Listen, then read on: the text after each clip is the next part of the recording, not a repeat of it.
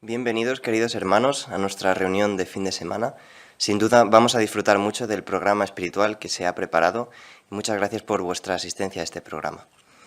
Damos comienzo a esta reunión con la canción 97, como de costumbre.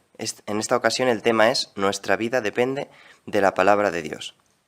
Canción 97. Después nos dirigiremos a Jehová en oración.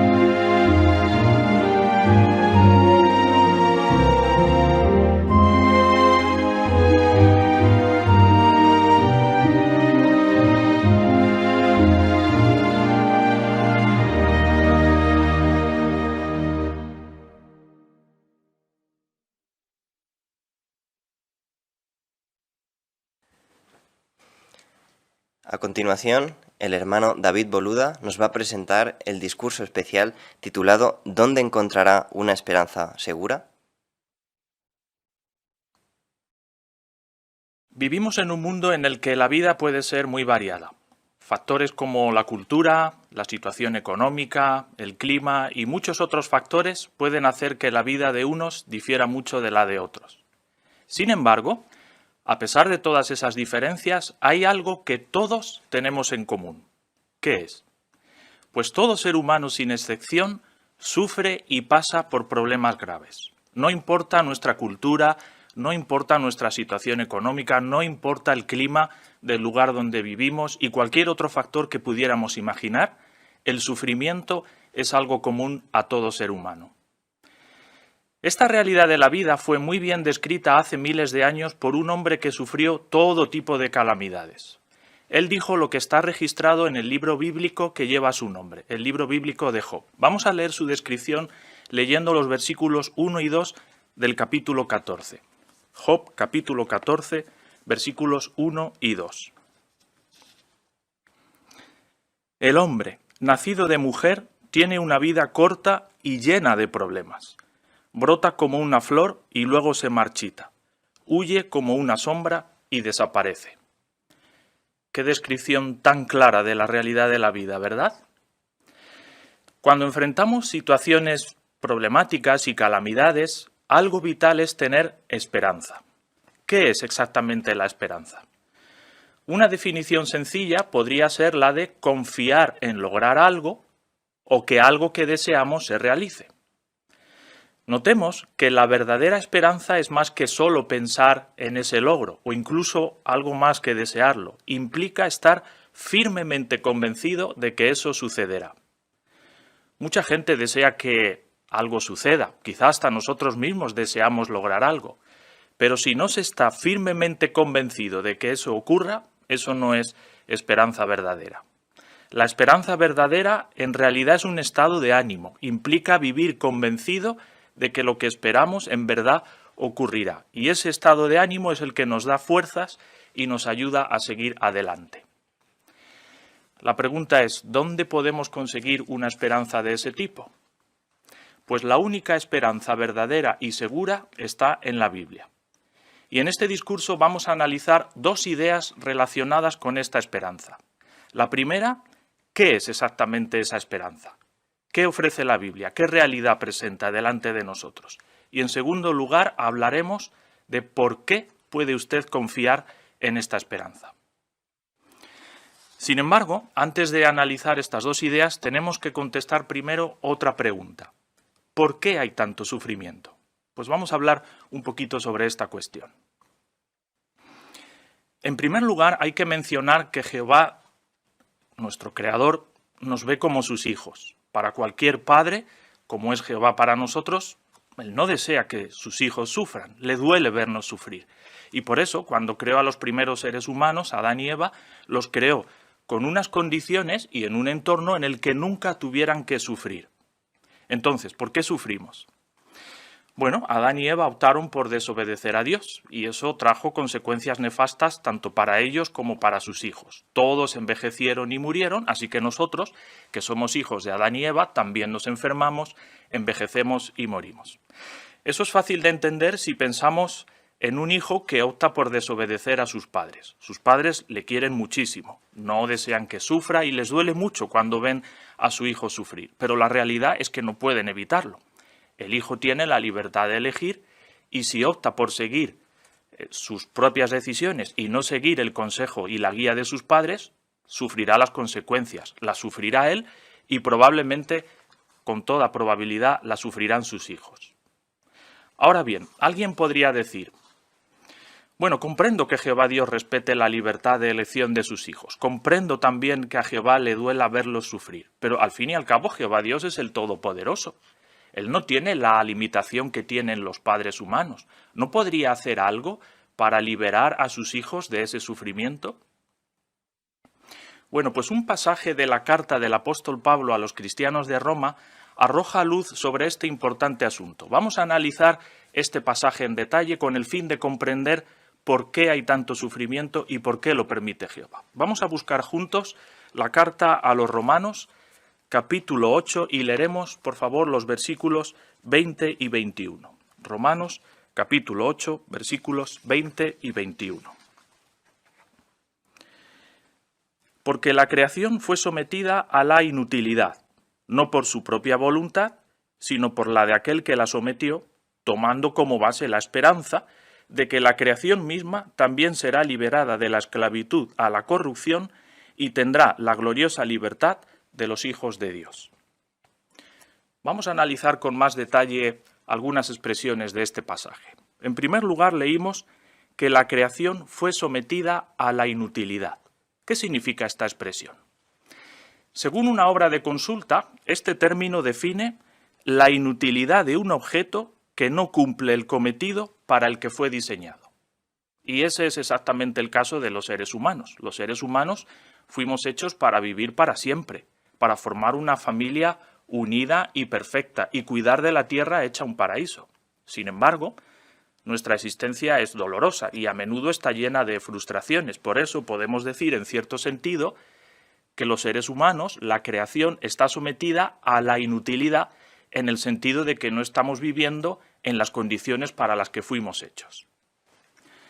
Como leímos, la Biblia dice que el sometimiento a esa situación no fue por la propia voluntad del ser humano, obviamente. Ninguno de nosotros puede evitar nacer en pecado, así que no fue por nuestra propia voluntad que estamos en esa condición.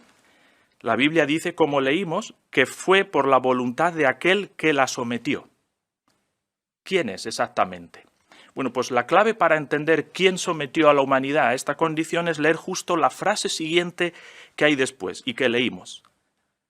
Sino por la voluntad de aquel que la sometió, decía el versículo 20, tomando como base la esperanza.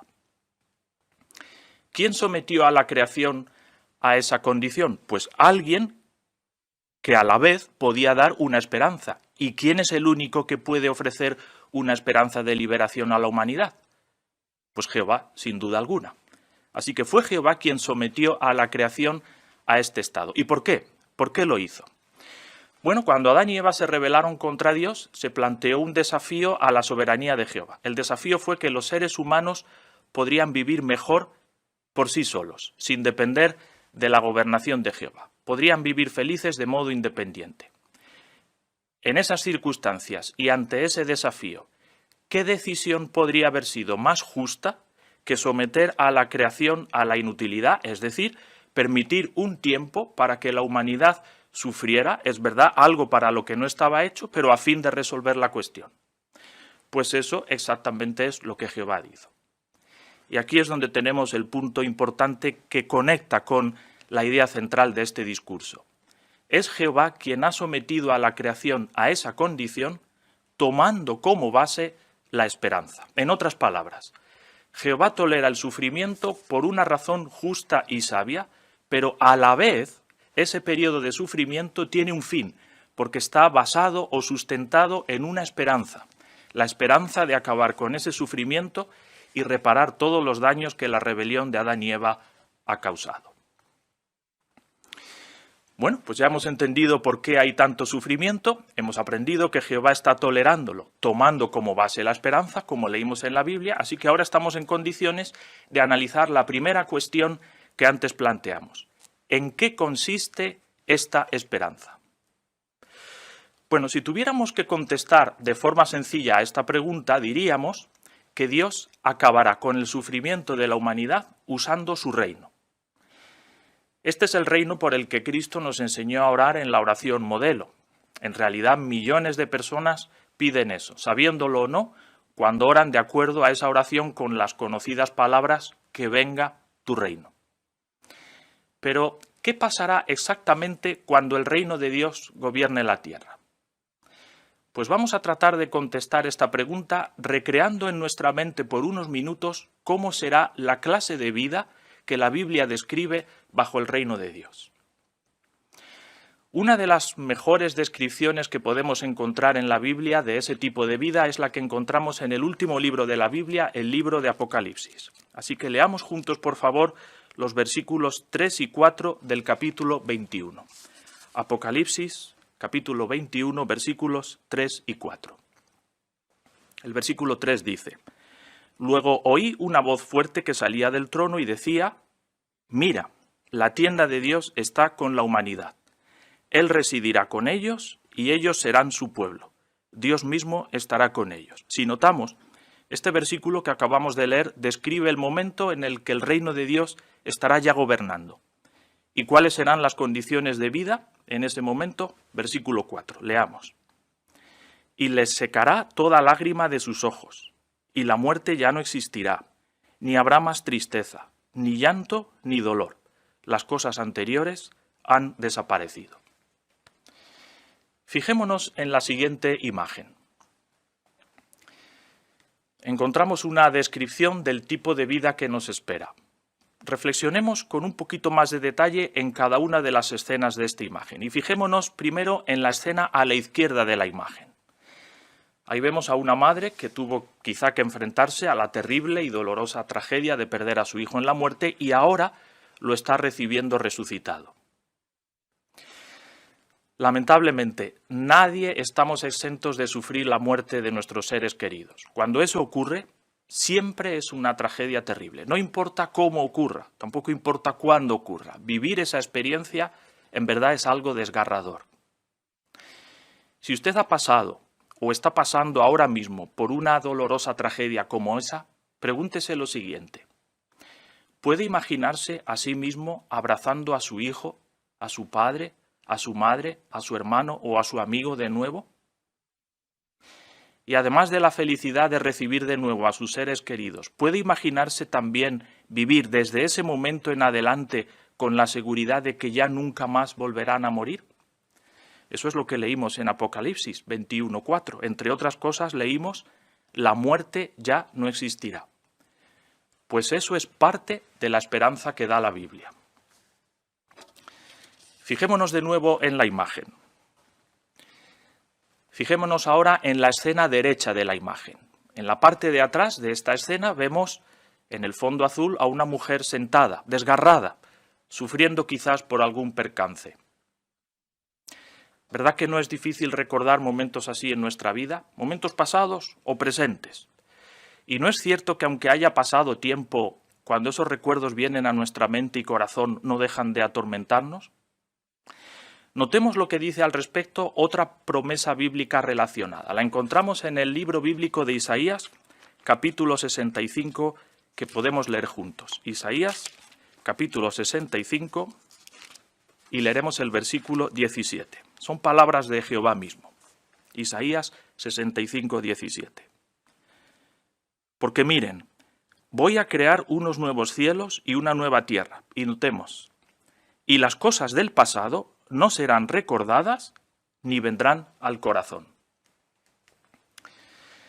Esta promesa que acabamos de leer nos asegura que no importa las experiencias desagradables que hayamos vivido, cualquier recuerdo del pasado se irá olvidando gradualmente. Como hemos leído en la Biblia, las cosas del pasado no serán recordadas ni vendrán al corazón, añade. Es decir, no nos causarán ningún sufrimiento, no solo físico ni mental, sino tampoco emocional. Exactamente como leímos en Apocalipsis 21:4. Recordamos, las cosas anteriores han desaparecido. ¿No le atrae una perspectiva como esa? Pues eso también es parte de la esperanza que da la Biblia. Volvamos de nuevo a la imagen.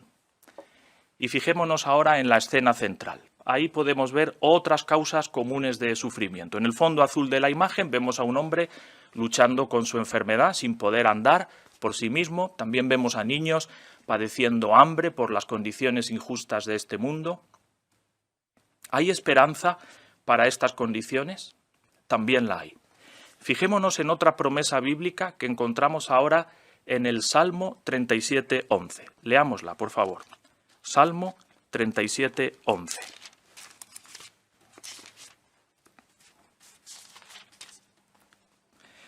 Pero los mansos heredarán la tierra y disfrutarán plenamente de abundante paz. Así es, la Biblia habla de disfrutar plenamente de abundante paz. Y esta expresión es muy similar a la que leímos en Apocalipsis 21:4, cuando leímos, no habrá más tristeza, ni llanto, ni dolor. Los que lucharon con la enfermedad y la vejez recuperarán el vigor para trabajar, como vimos en la imagen. Todos, sin excepción, tendrán comida en abundancia, un hogar cómodo y una vida agradable. En esto también consiste la esperanza que da la Biblia. Bueno, todas estas bendiciones que hemos recreado serán posibles gracias al sacrificio de Jesús.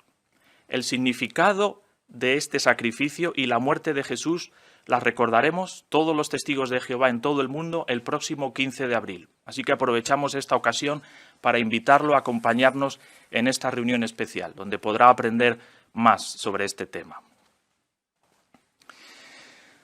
Bueno, hasta este punto hemos analizado y vislumbrado la esperanza que da la Biblia, así que ahora es el momento de analizar la segunda cuestión que planteamos al inicio de este discurso. ¿Por qué puede usted confiar en esta esperanza? Pues vamos a tratar de responder ahora a esta pregunta. La esperanza que hemos descrito es una esperanza que se basa en la Biblia. muchos de los versículos que hemos leído, todos están tomados de la Biblia. La Biblia es un libro muy especial. ¿Qué tiene exactamente de especial la Biblia? Bueno, notemos lo que la propia Biblia dice de sí misma si leemos las palabras que están registradas en la segunda carta a Timoteo, capítulo 3, versículo 16. Segunda carta a Timoteo, capítulo 3, versículo 16. La Biblia dice de sí misma lo siguiente: Toda la Escritura está inspirada por Dios y es útil para enseñar, para censurar, para rectificar las cosas y para educar de acuerdo con lo que está bien. ¿Hemos notado? La propia Biblia dice de sí misma que está inspirada por Dios. Esta es una declaración contundente, es una declaración impactante. Dicho de otra forma, implica decir que Dios es la fuente de la información de ese libro. Si eso es así, deberíamos tener evidencia de que es así, ¿no es verdad? Bueno, pues analicemos 3 pruebas que así lo demuestran. Comencemos con lo que dice la Biblia sobre asuntos de la naturaleza o de la ciencia. Es verdad que la Biblia no es un libro de ciencia, pero si es un libro inspirado por Dios, esperaríamos que cuando habla de la ciencia sea exacta. Tomemos como ejemplo el origen de la lluvia. Uno de los libros de la Biblia que se completó hace aproximadamente 3.500 años dijo lo siguiente: Dios hace subir las gotas de agua, el vapor se condensa para formar la lluvia, entonces las nubes la derraman precipitándola sobre la humanidad. Es sorprendente. Es una perfecta definición de las 3 fases principales del ciclo del agua, tal y como hoy las conocemos. La fase 1, la evaporación. Como dijo la Biblia, subir las gotas de agua. La fase 2, la condensación, cuando el vapor de agua forma las nubes. Y como la Biblia dice, el vapor se condensa para formar la lluvia. Y tercera fase, la precipitación, la lluvia en sí misma. La Biblia lo describió: las nubes derraman la lluvia precipitándola sobre la humanidad. Es hoy, en el siglo XXI, y todavía los meteorólogos siguen sin comprender exactamente todos los detalles sobre el origen de este fenómeno atmosférico. Pero hace 3.500 años la Biblia ya lo describió con total exactitud, como acabamos de ver. Esto solo es posible si la Biblia es un libro inspirado por Dios. Analicemos una segunda prueba. Si la Biblia está inspirada por Dios, entonces esperaríamos que fuera útil para hacer frente a las inquietudes del día a día, no solo las del tiempo en que la Biblia fue escrita, sino también las de nuestro tiempo. Pensemos, por ejemplo, en una plaga actual que hoy azota a millones de personas: la ansiedad. Algunas obras especializadas afirman algo que lamentablemente muchos hemos experimentado por nosotros mismos. Cuando una persona no controla su ansiedad, el sistema nervioso está en constante estado de alerta. Y ese estado nos afecta también físicamente y hasta está relacionado con ciertos problemas médicos. ¿Dice algo la Biblia sobre cómo controlar la ansiedad? Pues sí.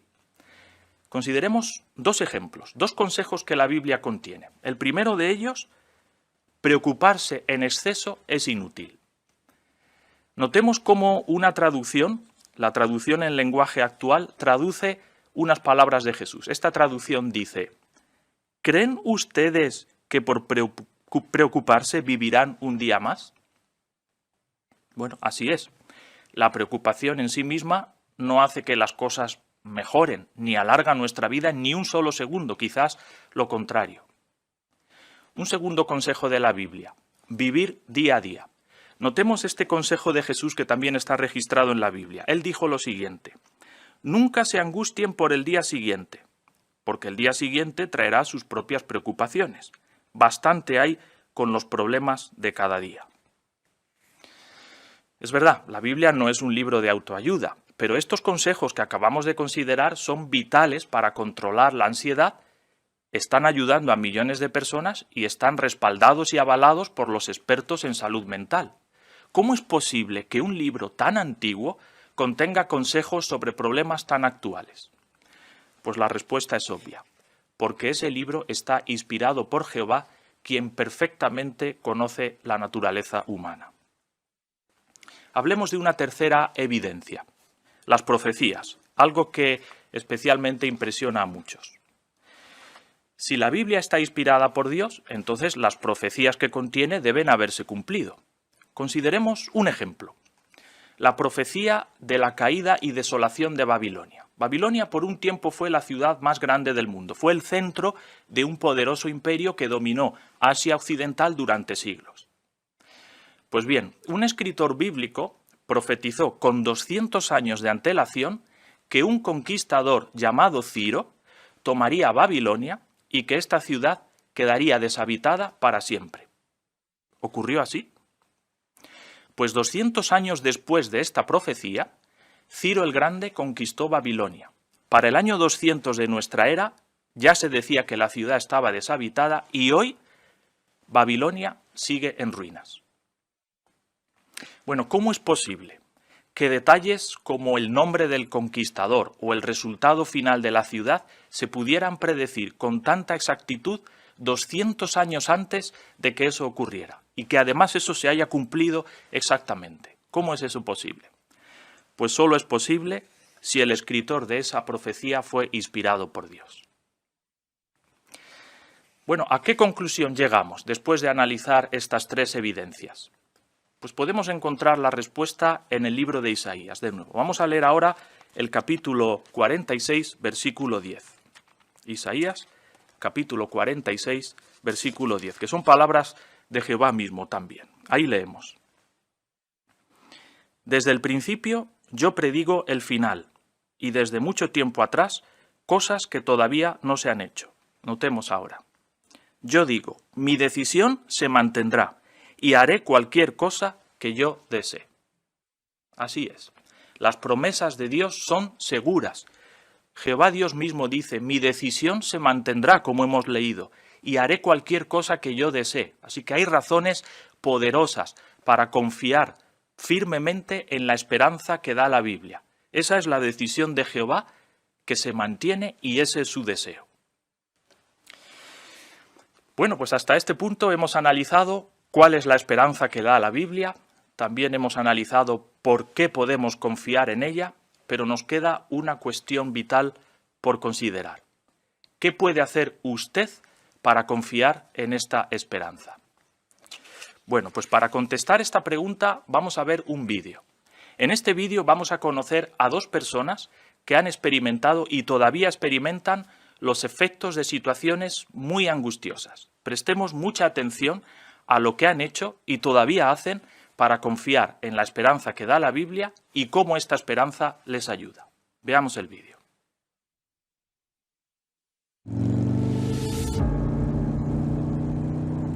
Cuando tenía 17 años iba con mi hermano en la moto. Todo fue tan rápido, él ni siquiera tuvo tiempo de reaccionar. Mientras yo estaba tirado en la carretera, me di cuenta de que no sentía las piernas. Esa noche tuvieron que operarme el cuello. De verdad tenía la esperanza de recuperarme. Después me enviaron a un centro de rehabilitación. Allí trabajaba una enfermera que era testigo de Jehová. Ella me habló del paraíso. Me dijo que en ese lugar nadie estaría enfermo, pero para mí eso era demasiado bonito para ser cierto. Yo nunca había sido religioso y jamás me había interesado Dios. Así que le insistí en que eso era imposible, pero ella siempre tenía una respuesta lógica para todo. Por eso empecé a investigar, solo para demostrar que los testigos estaban equivocados. Pero cuanto más estudiaba la Biblia, más lógica me parecía. La Biblia es como un rompecabezas. Cuando las piezas están desparramadas en la mesa, es imposible ver la imagen completa. Tienes que juntarlas. Hebreos 11:1 dice que la verdadera fe está basada en pruebas convincentes. Si una persona no busca esas pruebas, para ella la Biblia solo será un cuento de hadas.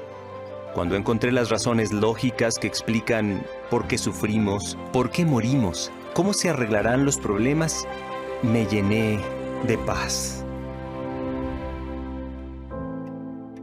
Cuando era adolescente, mi abuela murió.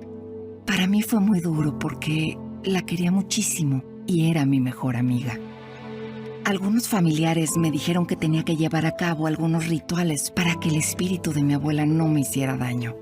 Yo pensaba, pero si mi abuela me quería tanto cuando estaba viva, ¿por qué me iba a lastimar ahora? No tenía sentido. Donde yo vivía, la gente era atea. Así que mis padres me enseñaron que así como los animales mueren, la gente también. Es parte de la evolución. Cuando empecé a estudiar la Biblia, vi que la enseñanza de la resurrección era muy lógica. Más lógica que el purgatorio, el infierno y cosas por el estilo. Me hice testigo de Jehová. Años más tarde, volví a perder a seres queridos. Primero murió una amiga mía y luego mi papá. En sentido emocional, fue muy difícil para mí, porque mi papá y yo teníamos una relación muy bonita.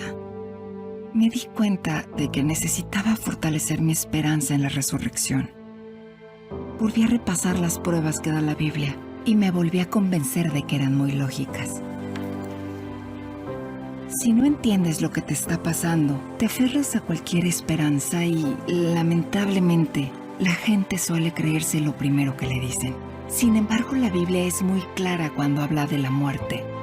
Y es muy lógica a la hora de explicar por qué morimos, qué nos sucede al morir y cuándo desaparecerá la muerte.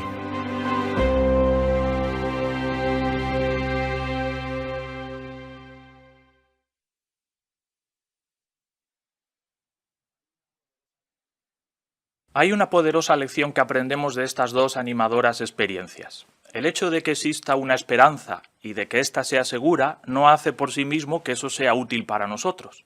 Nosotros tenemos que hacer algo por nosotros mismos. ¿Qué tenemos que hacer exactamente? Pues tenemos que estudiar con cuidado la esperanza. El hermano de Estonia comparó esto a ordenar las piezas de un puzzle. Las piezas por sí solas no aportan nada, hasta que las ordenamos y las colocamos en su sitio.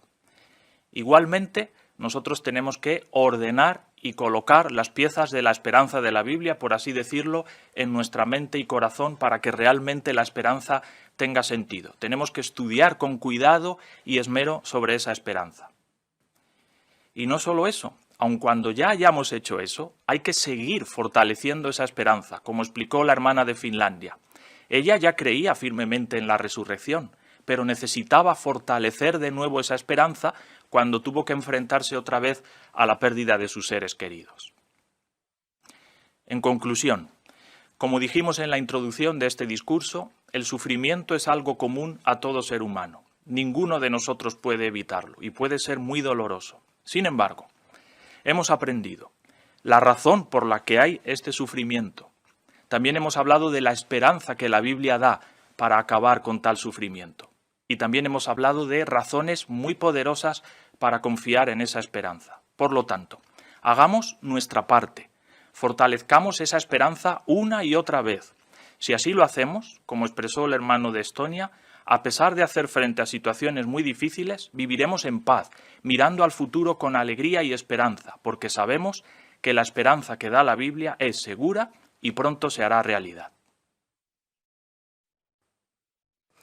Muchas gracias, hermano Boluda, por tu excelente discurso. Hemos disfrutado mucho de este programa espiritual. A continuación leeremos un anuncio para los presentes. Estamos muy contentos de que haya podido escuchar este discurso especial que se está presentando por todo el mundo en las más de 119.000 congregaciones de los Testigos de Jehová. La conmemoración anual de la muerte de Cristo se celebrará el viernes 15 de abril de 2022. Lo invitamos a celebrarla con nosotros. Si desea que alguien se comunique con usted para mostrarle cómo son nuestros cursos bíblicos gratuitos, hable con un testigo de Jehová. También lo invitamos a visitar nuestro sitio de internet jw.org, donde hallará información bíblica en más de 1000 idiomas sobre temas de interés para matrimonios, padres, solteros, adolescentes y niños, así como para toda persona que desee conocer mejor la Biblia. Pues a continuación seguiremos con el programa de la reunión. El hermano Eric Sandoval conducirá el estudio de la Atalaya. En el estudio de la Atalaya vamos a analizar cómo confiar aún más en Jehová y su manera de hacer las cosas.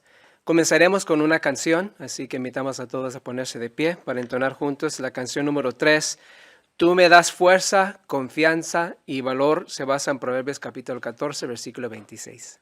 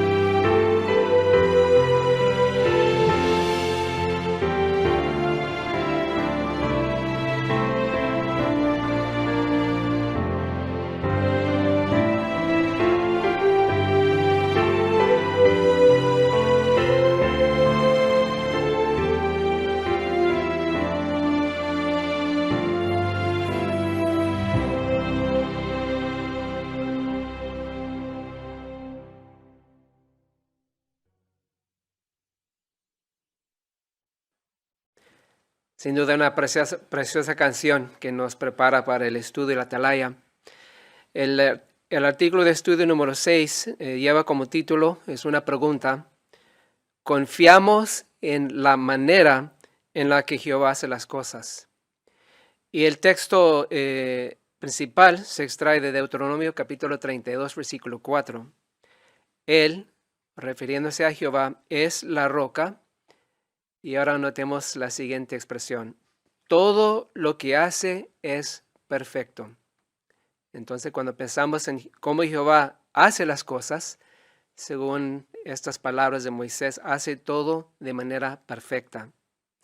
Y el texto continúa: porque todos sus caminos son justos, es un Dios fiel que nunca comete injusticias, Él es justo y recto. Entonces, en ese estudio eso es lo que vamos a analizar. Razones por las cuales podemos confiar en Jehová, que hace todo perfectamente bien, no hay ninguna injusticia con Él, con nuestro Dios Jehová, y sobre todo en la manera en la cual Jehová dirige los asuntos aquí en la tierra. Así que será un estudio muy, muy estimulante y fortalecerá nuestra fe. esta consideración. El lector es un buen amigo mío, el hermano Juanpa Álvarez. Vamos a escuchar la lectura de los primeros 2 párrafos. Hermano Álvarez, por favor. Hoy día, a muchos les cuesta confiar en cualquier persona que tenga autoridad. ¿Por qué? Porque ven que las leyes y la política favorecen generalmente a los ricos y a los poderosos, pero a los pobres se les trata injustamente. Con razón la Biblia dice, el hombre ha dominado al hombre para su propio mal. Además, la conducta de algunos líderes religiosos deja mucho que desear, y esto ha hecho que algunas personas dejen de confiar en Dios. Por eso, tenemos que ayudar a nuestros estudiantes de la Biblia a aprender a confiar en Dios y en quienes Él ha nombrado para dirigirnos aquí en la tierra. Por supuesto, los estudiantes no son los únicos que tienen que aprender a confiar en Jehová y en su organización. Los que llevamos muchos años en la verdad tenemos que seguir confiando en que la manera en la que Jehová hace las cosas es siempre la mejor, pues pueden surgir situaciones que pongan a prueba nuestra fe.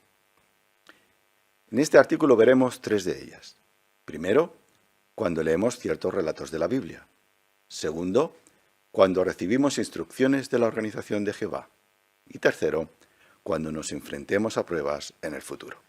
Muchas gracias por la lectura, hermano Álvarez. Ahora la pregunta A. ¿Por qué les cuesta a muchos confiar en quienes tienen autoridad? El hermano Galke, por favor. En general, la gente quiere confiar en los que tienen autoridad. Sin embargo, es un hecho histórico que el hombre ha dominado al hombre para su propio mal, como se menciona en Eclesiastes 8, versículo 9. Por eso la gente perdió su confianza en los líderes políticos y religiosos. Muy bien, hermano Alonso. Y, por ejemplo, hablando acerca de la política, el párrafo menciona claramente que las leyes que se hacen a día de hoy favorecen a los ricos, pero perjudican a los pobres. De ahí que se pierda la confianza. Muy bien, hermana Alto.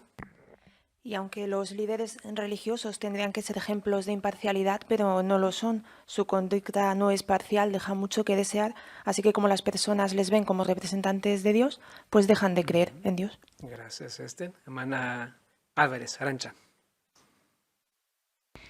Y por todas estas razones que se han mencionado es que tenemos que ayudar a nuestros estudiantes de la Biblia a aprender a confiar en Jehová y en quienes Él ha nombrado para dirigirnos aquí en la tierra. Muy bien, excelente comienzo. Ahora la pregunta B, ¿qué veremos en este artículo? Hay 3 diferentes situaciones. ¿Quién podría mencionar una de las 3 situaciones? Hermano Encaño. Pues sí, en la atalaya de hoy veremos situaciones que ponen a prueba nuestra fe y cómo confiar en Jehová estando en esas situaciones. Una de ellas es cuando leemos ciertos relatos de la Biblia. Gracias, Miguel. Hermana Ruiz, Miriam. También vamos a ver cuando recibimos instrucciones de la organización de Jehová. Ok, muy bien, excelente. Y finalmente, hermano Gómez. Y también cuando nos enfrentamos a pruebas en el futuro. Excelente. Ahora vamos a pasar al primer subtítulo e enfocar en esa idea de cuando leemos la Biblia, pues cuando surgen preguntas en nuestra mente, cómo podemos, o razones por las cuales podemos confiar en Jehová. El título es Confiemos en Jehová cuando leamos la Biblia, párrafo 3. Al leer la Biblia, puede que nos preguntemos por qué trató Jehová a algunas personas de determinada manera o por qué tomó ciertas decisiones. Por ejemplo, en el libro de Números leemos que Jehová condenó a muerte a un israelita por recoger leña en sábado. Pero en el segundo libro de Samuel leemos que, siglos más tarde, Jehová perdonó al rey David aunque había cometido adulterio y asesinato. Puede que nos preguntemos, ¿por qué le perdonó Jehová a David pecados tan graves, pero condenó al otro hombre por una falta que no parece tan grave? Veamos 3 factores que debemos tomar en cuenta al leer la Biblia. La pregunta para el párrafo 3. ¿Por qué pueden poner a prueba nuestra confianza en Jehová algunos relatos de la Biblia? Hermana Bravo. porque bajo nuestra visión humana pues puede que leer estos relatos pues nos haga preguntarnos qué manera de juzgar tiene Jehová, ¿no? Y se menciona el ejemplo de que Jehová condenó a muerte a un israelita por recoger leña en sábado y sin embargo pues más tarde, siglos después, perdonó al rey David, aunque había cometido adulterio y asesinato. Así que bajo nuestro punto de vista humano pues quizá estas cosas nos cueste entenderlas. Sí, muy bien, gracias Marina. Hermano Cobo. Sí, como se comentaba, quizá nos preguntamos por qué Jehová le perdona a David pecados tan graves y luego a este hombre que parece que simplemente recoge leña, ¿no? Un día de sábado, que puede ser que no sea tan importante, no le perdona, ¿no? Pero como vemos, aunque nos parezca injusto o favoritismo, no es así. Gracias. Hermano Miguel. Sí, así que es curioso, pero en realidad, como vemos en este párrafo, la Biblia y su estudio puede incluso hacer que nuestra confianza en Dios se tambale, y esto va a ser así siempre que cuando estudiamos o leemos lo hacemos con un espíritu crítico, falto de modestia. Si nos ponemos a juzgar a Dios y a las decisiones que ha tomado, pues podría incluso perjudicar nuestra espiritualidad. Gracias, hermano Miguel. Por eso, al leer la Biblia hay algunos factores que es importante tomar en cuenta, ¿verdad? Vamos a analizar el primer factor en el párrafo 4. La Biblia no siempre da todos los detalles. Por ejemplo, sabemos que David se arrepintió de verdad de todo lo que hizo. Pero, ¿qué clase de persona era el hombre que desobedeció la ley del sábado? ¿Estaba arrepentido de lo que había hecho? ¿Había desobedecido a Jehová en otras ocasiones? ¿Había recibido advertencias, pero las había ignorado o incluso rechazado? La Biblia no lo dice. Sin embargo, podemos estar seguros de que Jehová nunca comete injusticias. Con frecuencia, los seres humanos nos equivocamos al juzgar porque nos dejamos llevar por cosas como la opinión de los demás o los prejuicios. Pero Jehová no es así. Él toma en cuenta todos los hechos.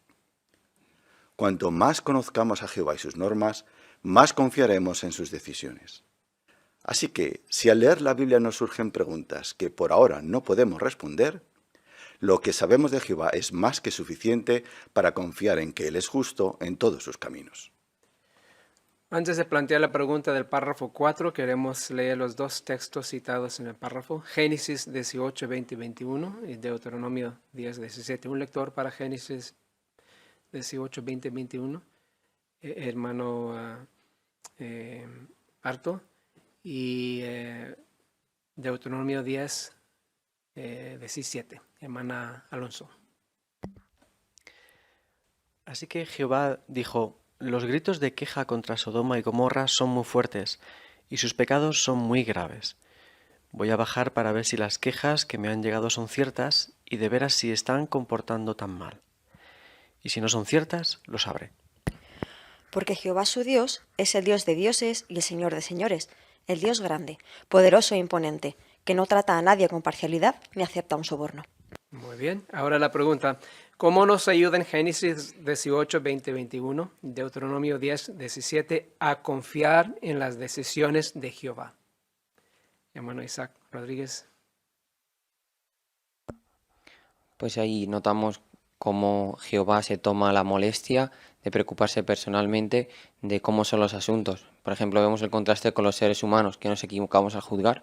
Jehová no es así. Como hemos visto en Génesis, dice: voy a bajar para ver si las quejas son ciertas.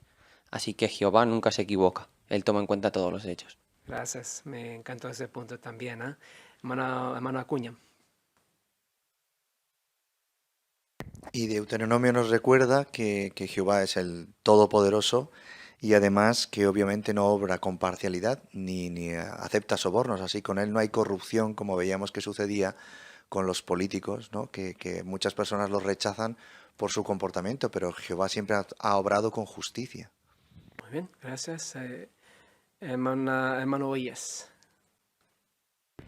Y como bien explica el párrafo, lo importante es llegar a conocer mejor a Jehová. Jehová no es un Dios secretista, nos da muchísima información acerca de cómo es Él, acerca de sus cualidades, de su propósito. Es cierto que no nos da toda la información sobre por qué toma cierta decisión en cierto relato, pero sí que nos permite conocerlo lo suficientemente bien como para confiar en Él. Gracias, Guillermo. Hermana Sandoval. Es interesante, volviendo al relato del hombre con la leña, que Moisés, esto fue durante el tiempo de Moisés, y Moisés vio todos los detalles, sabía de este hombre, cómo era, lo que era, su familia, y sin embargo nada de esos detalles se pusieron en la Biblia.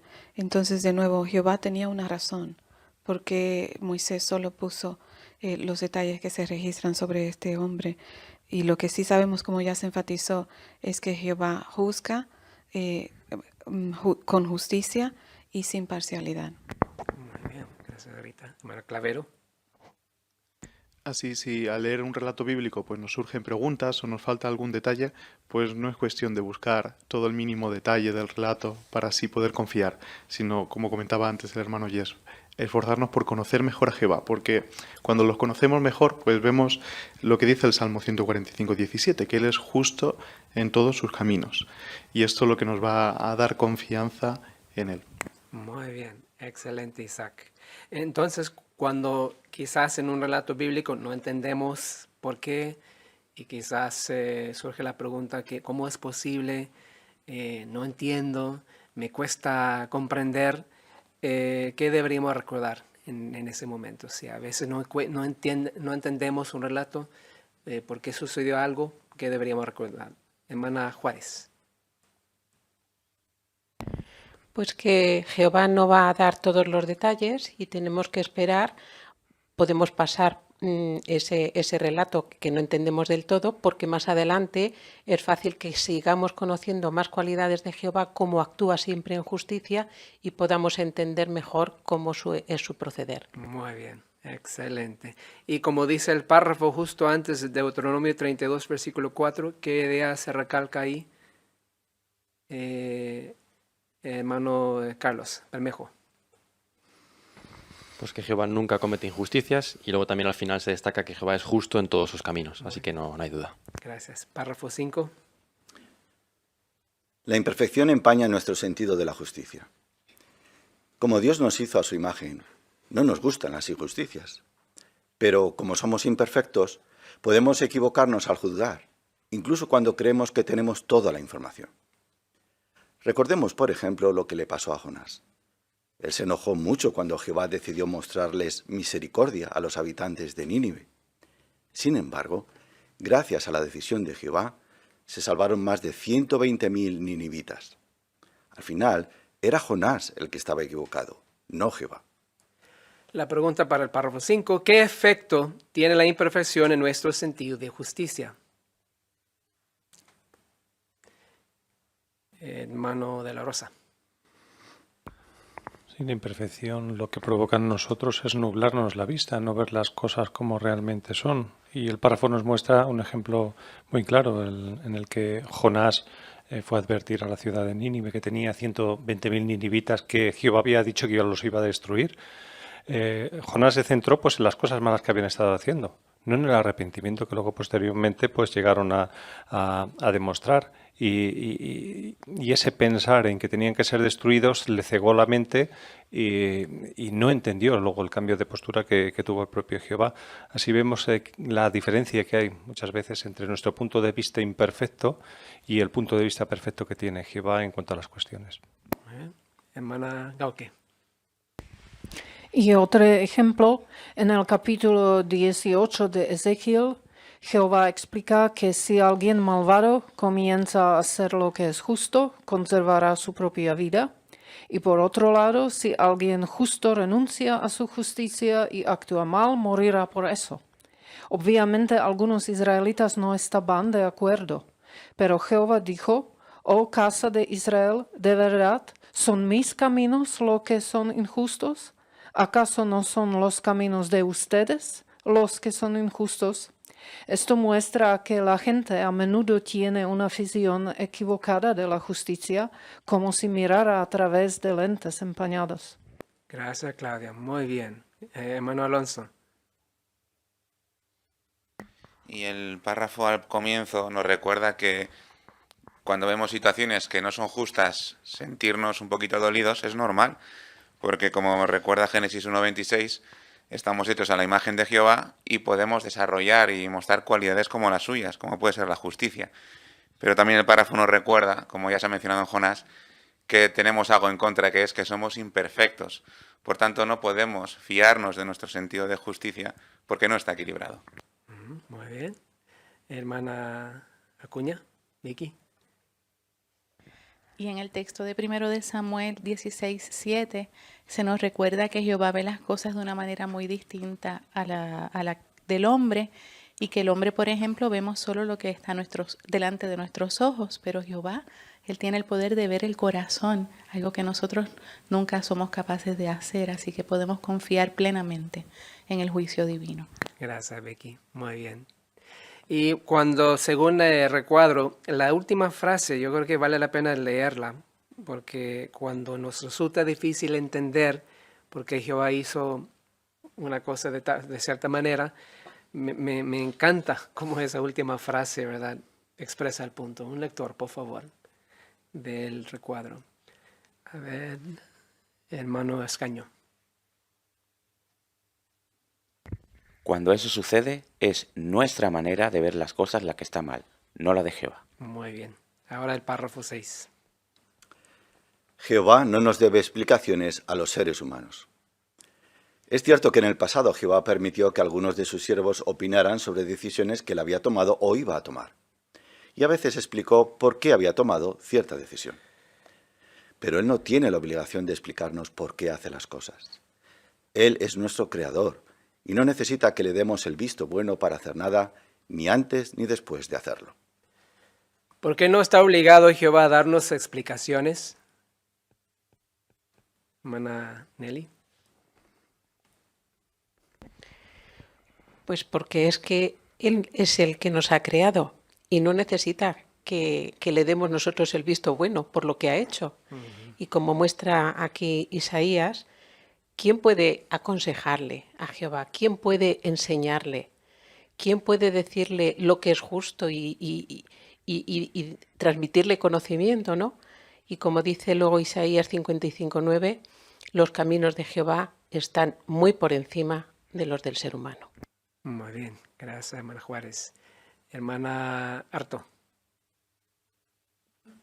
Y algo muy diferente es que Jehová en algunas ocasiones haya permitido que sus siervos opinen, como fue en el caso de Abraham o de Jonás, pero otra cosa es que tenga la obligación de darnos explicaciones. Él decide, así que si en algún momento cuestionamos o no juzgamos porque debería haber hecho algo o no, es mejor pensar que eso le corresponde a Jehová y no a nosotros. Gracias, muy bien, Esther. Hermana Arancha Alves. Precisamente la forma en cómo trató a Abraham, que se relata en Génesis 18, muestra la grandeza de Jehová. Él no se irritó al pensar que Abraham se estaba tomando un atrevimiento intentando razonar con el propio Jehová sobre el número de justos que había en Sodoma. Jehová no se irritó pensando, pues tengo que dar ahora explicaciones a un ser humano. No lo hizo. Así eso nos muestra también cómo Jehová es capaz de entender que a veces nos puedan surgir ciertas dudas y preguntas. Él es comprensivo. Muy bien, excelente observación. Hermano Harto, Rubén. Y a la vez debemos ser equilibrados porque también la influencia del mundo, que cada vez es más crítico, que cada vez presiona más para pedir cualquier tipo de explicación, eso nos afecte y entonces demos la vuelta. Pedir explicaciones a Jehová porque hace las cosas, pero el párrafo es muy claro, no es así. Muy bien, buena observación, gracias Rubén. Muy bien, pues ahora con eso en mente podemos pasar a otra situación que a veces tenemos que mejorar, ¿verdad?, para confiar aún más en Jehová. Confiemos en Jehová cuando recibamos instrucciones. Párrafo 7. Seguramente estamos convencidos de que Jehová siempre hace lo correcto, pero puede que nos cueste confiar en sus representantes aquí en la tierra. Quizás nos preguntemos si están haciendo las cosas a la manera de Jehová o a la suya propia. Eso pudo haberles pasado a algunas personas de tiempos bíblicos. Pensemos en los ejemplos del párrafo 3. Es posible que un familiar del hombre que violó la ley del sábado se preguntara si Moisés consultó a Jehová antes de que se pronunciara la sentencia. Algo parecido pudo haberle pasado a un amigo de Urías elitita. David había cometido adulterio con la esposa de Urías, y puede que aquel amigo se preguntara si David se había aprovechado de su puesto de rey para librarse del castigo que merecía. La realidad es esta. No podemos decir que confiamos en Jehová si no confiamos en sus representantes en la tierra, en quienes Él confía. ¿En quiénes puede que nos cueste confiar y por qué? Hermana de la Rosa. Pues puede ser de que nos cueste confiar en los representantes que Jehová tiene aquí en la tierra. Y muchas veces a lo mejor nos preguntamos si están haciendo las cosas a la manera de Jehová o a su propia manera.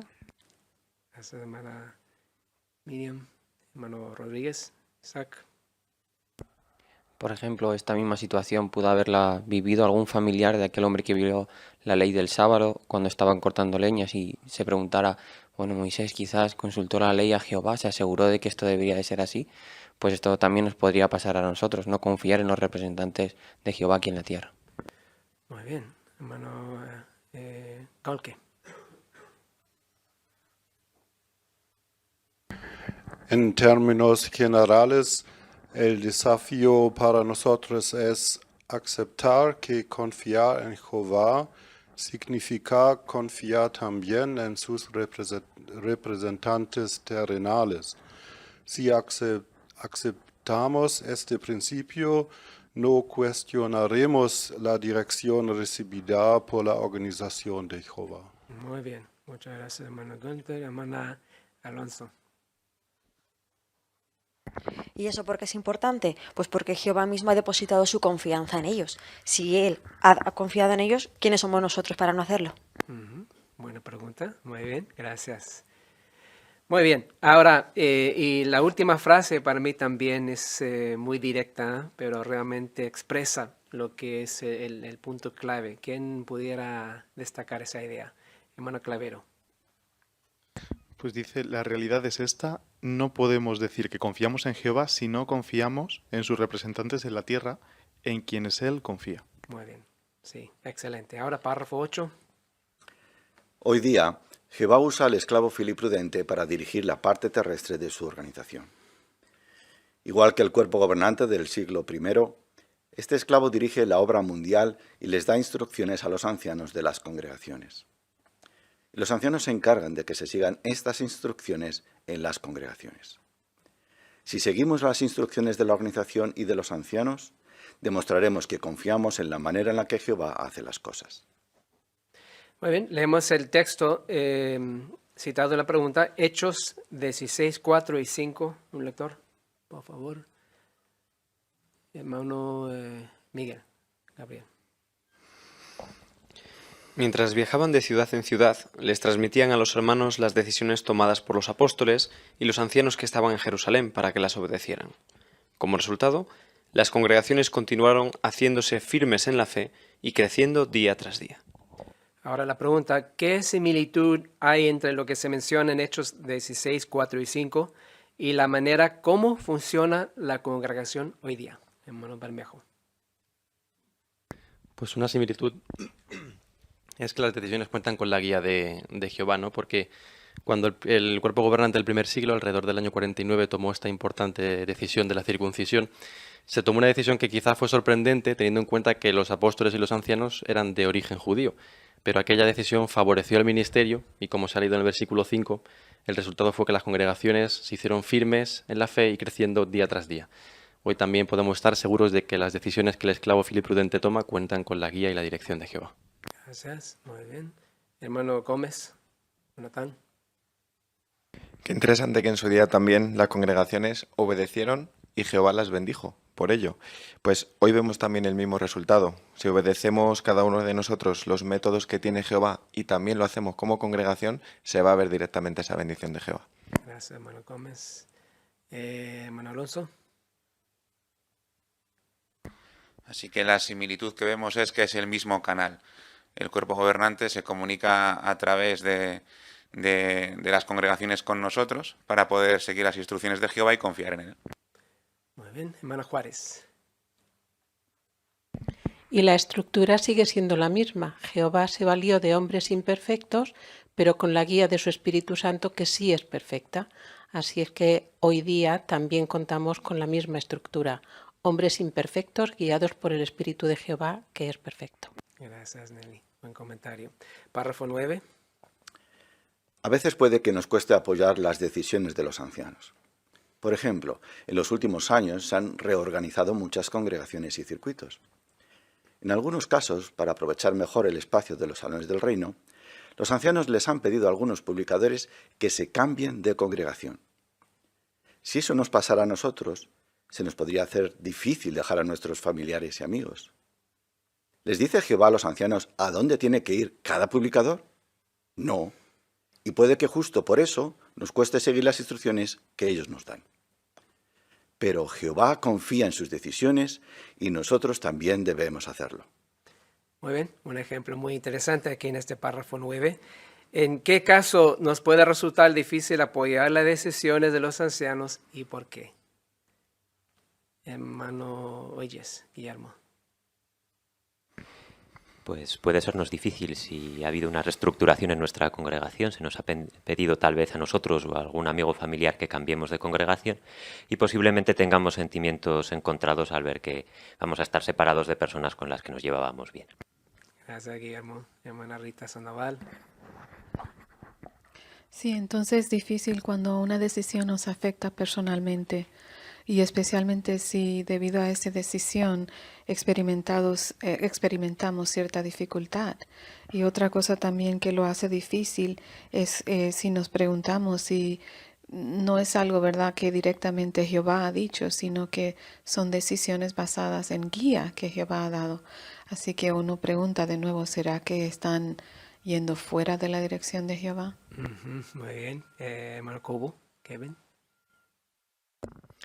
En una de las últimas asambleas vimos un vídeo, ¿no?, que representaba esta idea, ¿no?, que había una reorganización en una congregación y algunos hermanos tenían que separarse y una hermana le preguntaba a otra, bueno, ¿tú qué vas a hacer? Y decía, bueno, pues obedecer, ¿no?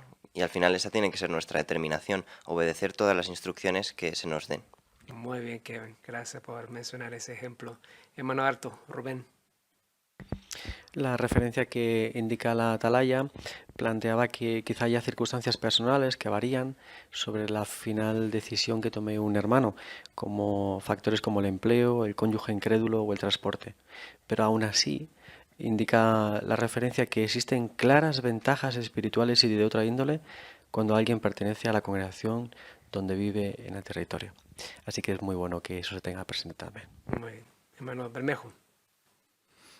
Por eso muchas veces decimos, pero es que no lo entiendo, ¿no? O ¿por qué a mí? Pero muchas veces no se trata de entenderlo, sino simplemente de confiar, ¿no? El párrafo da una poderosa lección que dice que Jehová confía en las decisiones de los ancianos, pues nosotros qué menos que también confiar en sus decisiones. Eso es. Gracias, Carlos. Párrafo siguiente, número 10. ¿Por qué deberíamos apoyar las decisiones de los ancianos incluso cuando no nos gustan? Porque cuando lo hacemos, mantenemos la unidad del pueblo de Dios. Además, la congregación se beneficia cuando todos somos humildes y aceptamos las decisiones de los ancianos. Más importante aún, porque así le demostramos a Jehová que confiamos en Él, pues Él ha nombrado a los ancianos para cuidarnos. Ahora leemos primero el texto y después podemos analizar la pregunta. Hebreos capítulo 13, versículo 17. Un lector. Hermana Vicky Acuña. Sean obedientes y sumisos a los que los dirigen, porque ellos se están cuidando de ustedes y van a rendir cuentas por eso. Así ellos lo harán felices y no con suspiros, porque esto los perjudicaría a ustedes. Muchas gracias, Vicky. Ahora la pregunta, de acuerdo con Hebreos 13, 17, ¿por qué deberíamos apoyar a los ancianos? ¿Por qué?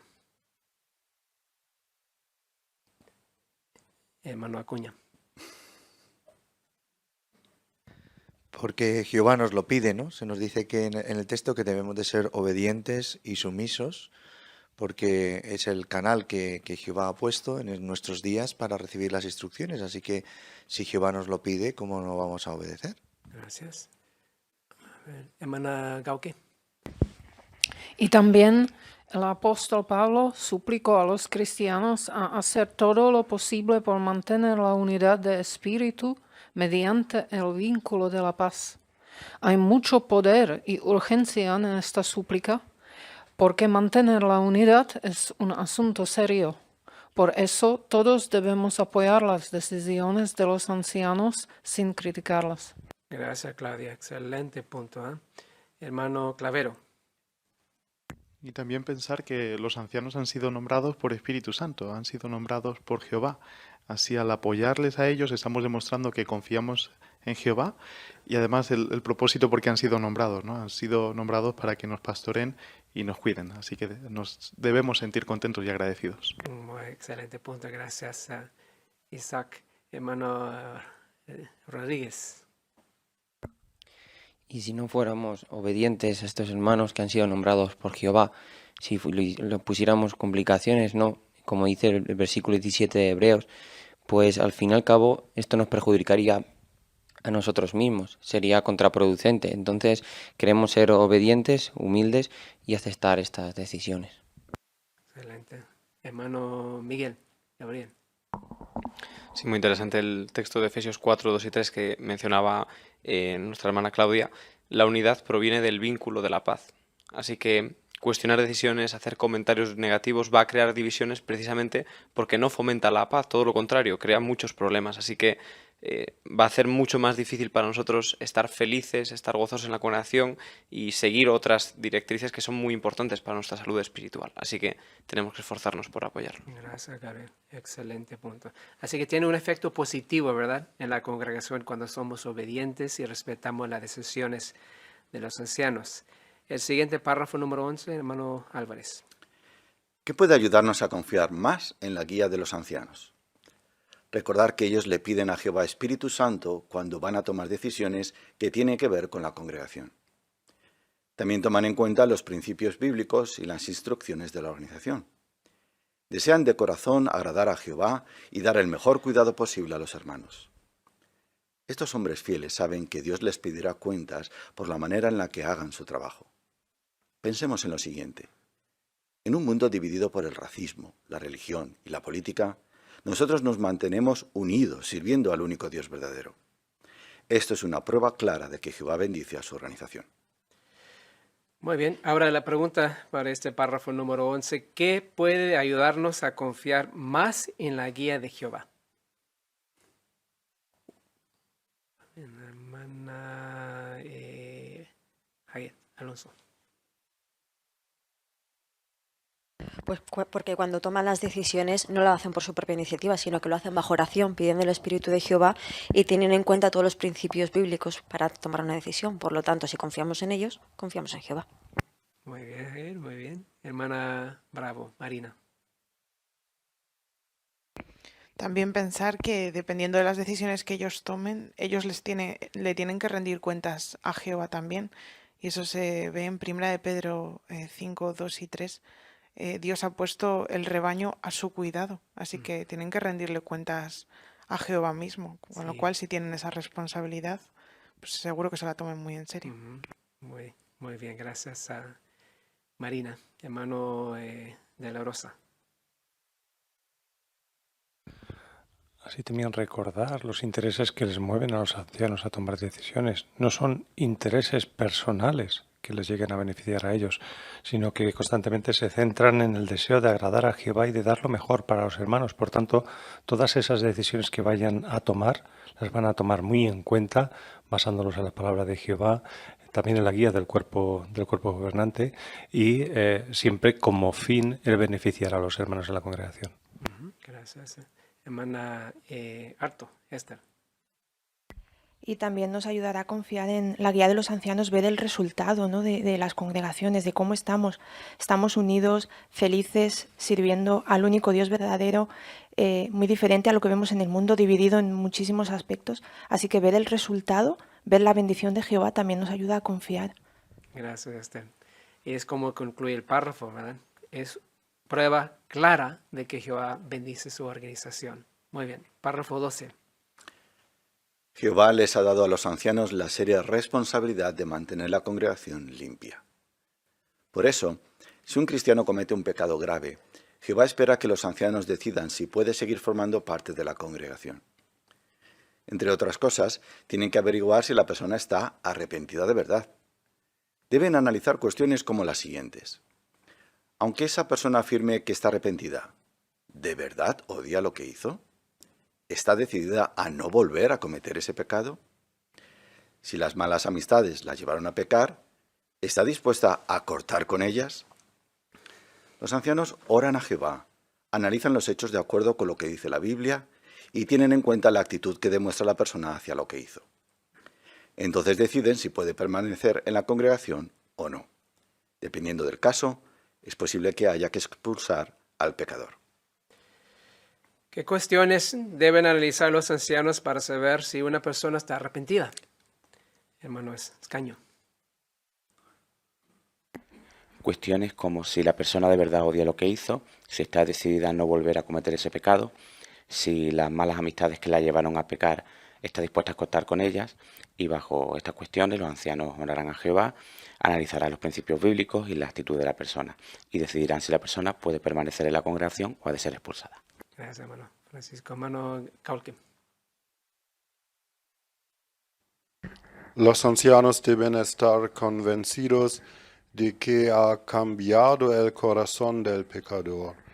Los ancianos tratarán de encontrar respuestas a preguntas como ¿qué ha hecho el pecador para reparar su relación con Jehová y con otras personas a las que ha herido con sus acciones? Gracias, Gunther. Hermano Gómez. Como dice el principio del párrafo, esto es una responsabilidad muy seria que tienen los ancianos porque el pecador podría hacer que el resto pudiera dar menos importancia también a las normas de Jehová. Por tanto, todas estas cuestiones que se han mencionado son muy necesarias porque Jehová espera que los ancianos tomen buenas decisiones en estos asuntos. Muy bien. Hermana Álvarez, Arancha. Qué diferencia en la congregación con respecto al mundo, ¿no? Donde a veces se toman decisiones intentando llegar a un consenso, a un acuerdo, pero en la congregación es una forma de actuar teocrática, siguiendo los principios bíblicos, y eso nos transmite muchísima confianza. Ver que Jehová quiere que la congregación se mantenga limpia, porque Él ha pagado un alto precio por esa congregación, la sangre de su Hijo, y ver también el esfuerzo que ahora hacen los ancianos por orar, estudiar, averiguar, para que las cosas se hagan a la manera de Jehová de forma teocrática, nos transmite mucha confianza. Muy bien, gracias, Arancha. Hermano Rodríguez, Isaac. Y notamos cómo los ancianos se toman muy en serio esta gran responsabilidad. Qué estudio tan concienzudo analizar un corazón con preguntas tan profundas, ¿no?, como las que hemos visto. También oran a Jehová y, como dice al final del párrafo, dependiendo del caso, no siempre es necesario expulsar. Así que es una gran responsabilidad la que tienen los ancianos y se la toman muy en serio. Eso es, muy bien. Hermano Alonso. Y vemos que todo esto no es un procedimiento que nos hayamos inventado nosotros. Si acudimos a la referencia final de Primera Carta a los Corintios, ahí en los versículos 12 y 13, bajo inspiración divina, dicen: no son ustedes los que juzgan a los de adentro, mientras que Dios juzga a los de afuera. Saquen a la persona malvada que está entre ustedes. Así que tenemos ahí el apoyo bíblico y por tanto podemos confiar en que las cosas se hacen de la forma correcta a la congregación. Muy bien, buena observación. Muchas gracias. Ahora, siguiente párrafo. Si se expulsa a alguien que no es nuestro amigo o nuestro familiar, puede que aceptemos enseguida la decisión de los ancianos. Pero, ¿y si expulsan a alguien que es muy allegado a nosotros? Entonces podría ponerse a prueba nuestra confianza en los ancianos. Quizás nos preocupe que no tuvieran en cuenta todos los factores o que no juzgaran el asunto a la manera de Jehová. ¿Qué nos ayudará a ver la decisión de los ancianos con la actitud correcta? Muy bien, una situación real, ¿verdad? Aquí en el párrafo 13. ¿Qué podría preocuparnos si expulsan a un familiar o a un amigo nuestro? Bueno, oyes. Pues podríamos pensar que se han equivocado, o que han pasado algún factor por alto, o que no han juzgado el asunto como Jehová lo hubiera juzgado. Gracias, Guillermo. Hermano Miguel, Gabriel. Siguiendo con la idea que expresaba la imagen que se veía antes del hombre con las gafas empañadas, esa subjetividad o el cariño que tenemos por la persona podría ser ese vaho que empaña nuestra visión y que no nos deja ver pues con claridad la situación en su conjunto y el impacto que puede tener. Así que deberíamos sentirnos muy agradecidos de que Jehová con su espíritu ayude a los ancianos a tener una visión un poco más clara dentro de la imperfección. Gracias, muy bien. Hermano de la Brosa. Al ser tal vez un amigo, un familiar allegado, puede ser que conozcamos muchos detalles de su vida y de la situación en la que se haya envuelto. Y probablemente en nuestro propio corazón hayamos sacado conclusiones, hayamos juzgado al hermano y le hayamos hallado pues libre de culpa. Pero en realidad nos está engañando lo que es nuestro corazón, nuestra propia imperfección. Los ancianos han tomado en cuenta todos los detalles que tenían que tener en cuenta en cuanto a la actitud que ha tenido, en cuanto a los principios bíblicos envueltos, y de manera imparcial, juzgando como Jehová juzga, pues han llegado a tomar la decisión más apropiada para el hermano y también para la congregación. Muy bien. Entonces, si nos cuesta, ¿qué pregunta se plantea al final del párrafo? Hermana de la Rosa. Que nos ayudará a ver la decisión de los ancianos con la actitud correcta. Muy bien. Veamos la respuesta en el siguiente párrafo. Debemos recordar que la expulsión es una medida que Jehová ha establecido por el bien de la congregación y del pecador. Si se permitiera que alguien que no se ha arrepentido siguiera en la congregación, esta persona sería una mala influencia.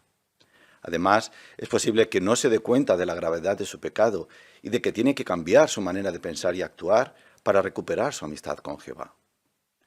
Podemos estar seguros de que los ancianos se toman muy en serio su responsabilidad de decidir si alguien debe ser expulsado o no. Igual que los jueces del antiguo Israel, ellos saben que no juzgan para ningún hombre, sino para Jehová.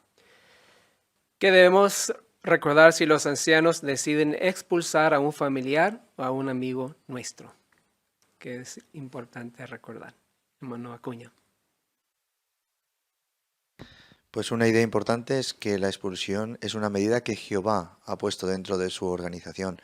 Desde el principio hemos visto que las decisiones de Jehová son justas, que lo que Él decide es correcto y que nuestro punto de vista por la imperfección no es el acertado. Así que si mantenemos esa postura de que Jehová lo ha puesto en su organización y tiene sentido, entonces lo aceptaremos. Muy bien, gracias. Hermana Bravo, Marina. También el beneficio que esto va a suponer para la persona, en especial si no se da cuenta de la gravedad de su pecado. Siguiendo la idea que dice Eclesiastés 8, el corazón de los hombres se puede envalentonar o hacer duro al pecado, así que con la medida de la expulsión pues se puede conseguir que la persona piense y cambie su manera de actuar. Muy bien, gracias Marina. Hermana Acuña, Vicky. Otra cosa importante que se logra es que esa mala influencia no afecte la congregación. Y el texto de Gálatas 5:9 nos recuerda que no hace falta mucho para que haya una mala influencia en la congregación, porque hace la comparación de la levadura, que hace falta muy poca para que haya una fermentación de toda la masa. Y eso podría suceder en la congregación si no se tomara esta acción. Gracias, Vicky. Muy bien. A ver, hermano Cubo, Kevin. Por otro lado, como indica el segundo libro de las Crónicas, 19, 6 y 7, vemos cómo juzgan para Jehová, no para ningún hombre. Es interesante en el versículo, Jehová dice, miren lo que hacen, o cuidado con lo que hacen, porque Jehová nuestro Dios no tolera injusticias. Por tanto, es una responsabilidad muy seria. Muy bien, una enorme responsabilidad, ¿verdad, hermano Clavero? Así vemos como esta medida que Jehová ha puesto es una medida por amor, movida por el amor que siente por la congregación y también por la persona, para que pueda recuperarse su amistad. Así cuando la apoyamos, también nosotros estamos mostrando amor a nuestro familiar o amigo. Muy bien, gracias Isaac, buena observación. Muy bien, ahora podemos pasar a una tercera situación. Confiar en Jehová ahora nos prepara para el futuro. Párrafo 15. El fin de este sistema está cada vez más cerca. Por eso, hoy más que nunca tenemos que confiar en la manera de Jehová de hacer las cosas. Esto es así porque durante la gran tribulación tal vez recibamos instrucciones que nos parezcan extrañas, poco prácticas o ilógicas. Claro, Jehová no hablará directamente con nosotros.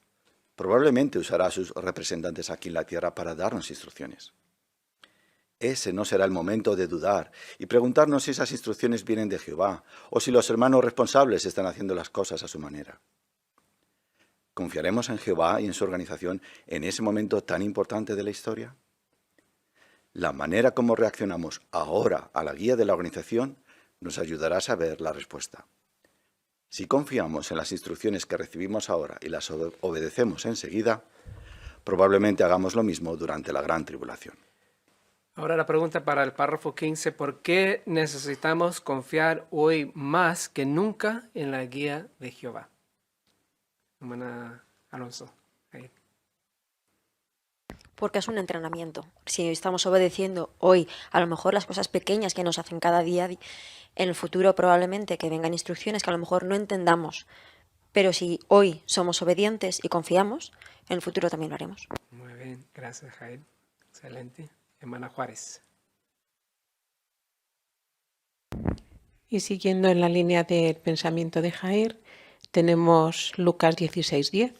Y es que este entrenamiento que estamos haciendo ahora, situaciones angustiosas que tenemos, son pequeñas en comparación con lo que va a venir después. Y Lucas 16:10 dice que el que es fiel en lo mínimo será fiel en lo mucho. Así es que esto nos da confianza a poder pasar la gran tribulación. Gracias, Neri. Muy bien. Hermano Bermejo, Carlos.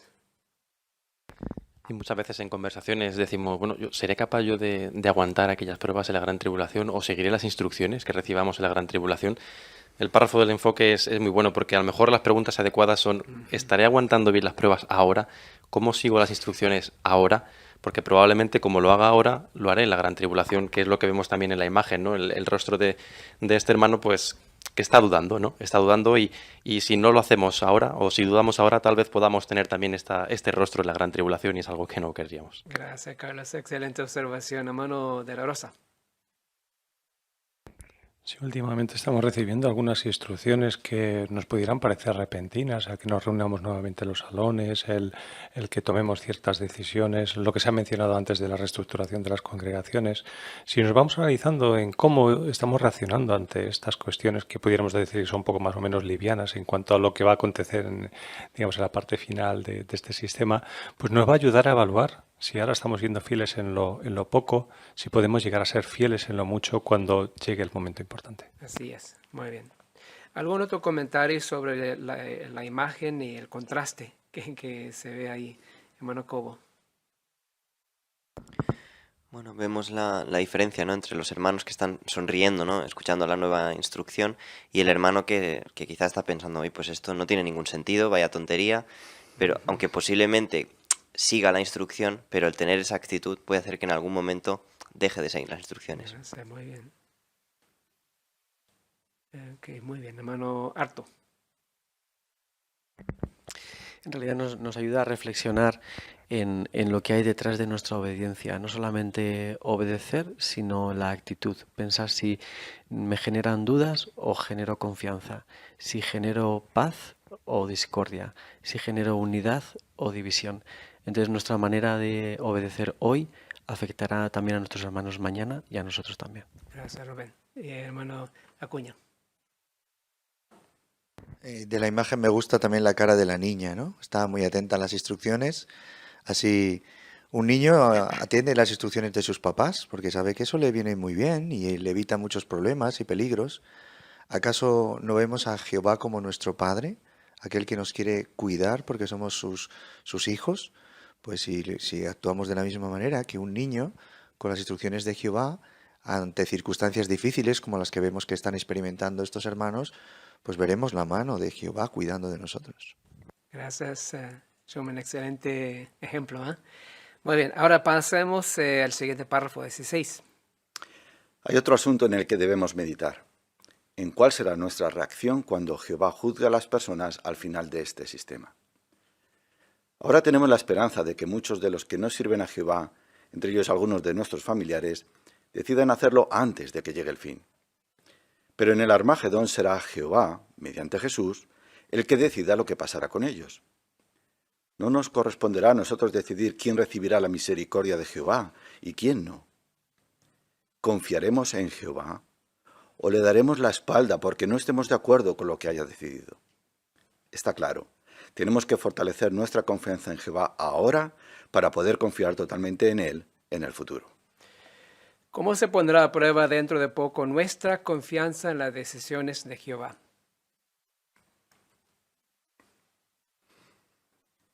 Hermana Vicky. Sabemos que dentro de poco vendrá el fin y habrá una gran destrucción en Armagedón. Se describe a Jesucristo como el que llevará esa revelación y hará que los que no conozcan a Dios ni obedecen las buenas nuevas, las buenas noticias de Jesús reciban destrucción. Así que quizás no estén personas que nos hubiese gustado que estuviesen. Ahí va a ser una prueba, ¿no? Y queremos planteárnoslo desde ahora para ir acrecentando nuestra confianza en Jehová y Jesús como jueces. Así es, gracias Vicky. Muy bien. Hermano Escaño. Sí, me gusta mucho cuando el párrafo dice de manera muy clara: no nos corresponderá a nosotros decidir quién recibirá la misericordia de Jehová y quién no. Y me hace pensar precisamente en los 3 motivos que vimos al principio de este artículo. Nosotros no tenemos todos los detalles. También veíamos cómo Jehová no nos debe ninguna explicación a nosotros y además somos imperfectos, por lo cual todo eso hace que no nos corresponda tomar esta decisión. ¿Qué es lo que sí queda de nuestra mano? Pues hacer lo que sigue diciendo el párrafo: fortalecer nuestra confianza en que Jehová puede con lo que va a hacer en el futuro y intentar salvarnos nosotros, que es nuestra parte. Gracias, Francisco. Me encantó ese punto también, muy, muy directo, pero es cierto, no nos corresponde. Hermano Alonso, por favor. Incluso con todo esto podemos llegar a pensar, pues mi familiar tiene un buen corazón, Jehová es un Dios bueno y amoroso, probablemente vea algo que incluso yo no veo y puede que le salve. Llegará el día, Jehová decidirá, ¿dudaremos de él o no? Gracias, muy bien. Excelente. Muy bien, siguiente párrafo, 17. Imagínese cómo nos sentiremos en el nuevo mundo cuando veamos los resultados de las justas decisiones de Jehová. Ya no existirá ni la religión falsa, ni el codicioso sistema comercial, ni los gobiernos que tanto oprimen y hacen sufrir a la gente. Los problemas de salud, la vejez y la muerte de nuestros seres queridos serán cosa del pasado. Satanás y sus demonios estarán encerrados durante 1000 años. Todo el daño que ha causado su rebelión habrá desaparecido. Qué felices nos sentiremos por haber confiado en la manera en la que Jehová hace las cosas. ¿Cuáles serán los resultados de las decisiones que Jehová tome al final de este sistema? ¿Cuáles serán los resultados? Hermana Galke. Tenemos un maravilloso futuro por delante. Un día estaremos en el nuevo mundo. Religión falsa, sistema comercial codicioso, gobiernos corruptos desaparecerán, Satanás y demonios estarán encerrados. Entonces entenderemos qué es la verdadera justicia. Si confiamos en Jehová y apoyamos su organización hoy, estaremos allí y estaremos muy felices de haberlo hecho. Entonces veremos que todos nuestros esfuerzos dieron sus frutos. Gracias, Claudia. Excelente comentario, ¿eh? Hermano Bermejo. Y qué bueno también pues ver cómo ya nuestras arrugas se van desapareciendo, las gafas tampoco harán falta, ¿no? Podremos disfrutar de una salud maravillosa y también pues Satanás y sus demonios que se han encerrado durante esos 1000 años, ¿no? Según dice Apocalipsis 20, pues sin duda nos espera un futuro realmente maravilloso. Muy bien, anhelamos ese día, ¿verdad? Leamos el párrafo 18, hermano Álvarez. ¿Habrá situaciones en el nuevo mundo que pongan a prueba nuestra confianza en la manera en la que Jehová hace las cosas? Pensemos en lo que pasó poco después de que Jehová liberara a los israelitas de la esclavitud en Egipto. Algunos empezaron a quejarse porque extrañaban los alimentos frescos que tenían allí y despreciaron el maná que él les daba. ¿Podría pasarnos algo parecido después de la gran tribulación? No sabemos cuánto tendremos que trabajar para limpiar la tierra y convertirla poco a poco en un paraíso. Es posible que haya mucho que hacer y que al principio la vida no sea muy fácil. ¿Nos quejaremos de lo que Jehová nos dé entonces? Cuanto más agradecidos estemos ahora por lo que Jehová nos da, más probable será que lo estemos en el futuro. Muy bien, una idea muy llamativa, ¿verdad? En este párrafo 18, que leamos primero los textos, números 11, 4 a 6 y 21, 5. Lectores, por favor. Hermana Juárez, números 11, 4 a 6 y 21, 5. ¿Quién nos ayudará con la lectura? Hermana de la Rosa. Y la multitud de extranjeros que había entre ellos expresó sus deseos egoístas. Y los israelitas también se pusieron a llorar de nuevo y a decir: ¿quién nos dará carne para comer? ¿Cuánto echamos de menos el pescado que comíamos gratis en Egipto, y los pepinos, las sandías, los puerros, las cebollas y los ajos. Pero ahora nos estamos quedando sin fuerzas. Lo único que vemos es este maná. Y el pueblo siguió hablando en contra de Dios y de Moisés. Decían, ¿para qué nos has sacado de Egipto? ¿Para que muramos en el desierto? No hay ni comida ni agua, y ya odiamos este despreciable pan. Gracias. Ahora la pregunta, ¿qué lecciones aprendemos del ejemplo de los israelitas que se menciona en Números 11, 4 a 6 y 21, 5? ¿Qué lecciones? Hermano Guillermo, oyes. Pues aprendemos que después de la gran tribulación puede que nos pase como a los israelitas salir de Egipto, que igual las cosas no son exactamente como esperábamos, que tengamos una asignación que no nos guste demasiado o que las condiciones de vida no sean precisamente cómodas y que esa actitud de queja se nos pudiera pegar como les pasó a ellos. Gracias, Guillermo.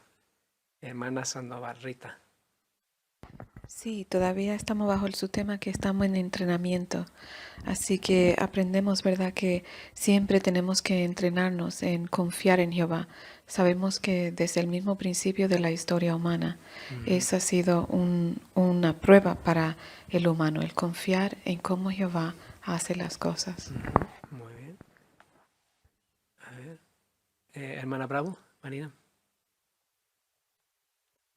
Así que la clave no es tanto las dificultades que pasamos, tanto en este mundo como quizás las incomodidades que tengamos en el nuevo mundo, sino el espíritu de agradecimiento que tenemos a Jehová por las cosas que tenemos y que Él nos da. Gracias, Marina. Hermana Harto, Esther. Y también podemos entrenar a nuestro corazón a que sea agradecido si lo hacemos ahora cada día, con todo lo que Jehová nos da, sean cosas pequeñas, cosas que a veces damos por sentado, pero hacer eso, dedicar tiempo cada día a eso, entrenaremos nuestro corazón y en el futuro, en los momentos difíciles, nuestro corazón ya estará listo para ser agradecido. Muy bien, gracias, Esther. Esa es una idea que se ha recalcado, ¿verdad?, a través de este estudio. Hermano Alonso.